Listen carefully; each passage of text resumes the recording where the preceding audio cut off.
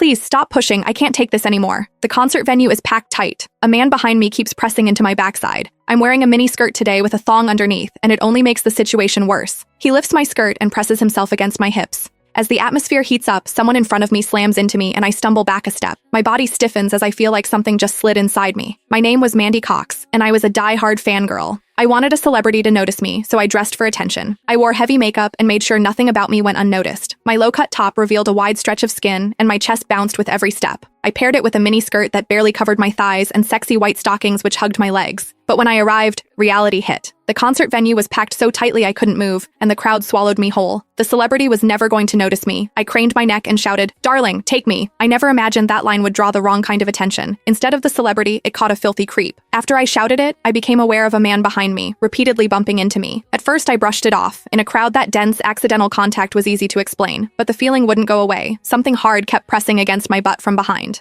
I assumed I'd accidentally backed into his hand where it rested behind me, so I turned and offered a polite apology. "Sorry, I didn't mean to bump into you." He paused, then flashed a leering smile and said, "It's okay, I don't mind." When I turned back toward the stage, I felt him press against me again, more deliberate than before. I kept my attention on the celebrity on stage and shut him out. The man became increasingly brazen, pulling up my skirt and pressing close against my backside. I had only a thong on underneath, which left my butt exposed. I felt his touch directly against my skin and assumed it was his finger. Only then did I realize something was wrong. The pressure was warm and solid in a way a finger could never be. My mind lurched as the truth hit me. In the 20 years of my life, this was the first time a man had ever molested me. Fear surged through me, sharp and overwhelming, and my body reacted with an instinct to flee. But there was no way to move. The concert floor was packed wall to wall, leaving me stuck where I stood. I drew myself tight, bracing as if tension alone could keep the fear out. As I did, my hips closed around the man's so-called finger, trapping it between my cheeks. An unfamiliar sensation followed, and warmth rose to my face. What confused me was that I didn't recoil from it. There was a muted comfort to it, and against my will, it sparked a faint sense of expectation. The man behind me seemed to take it as a signal.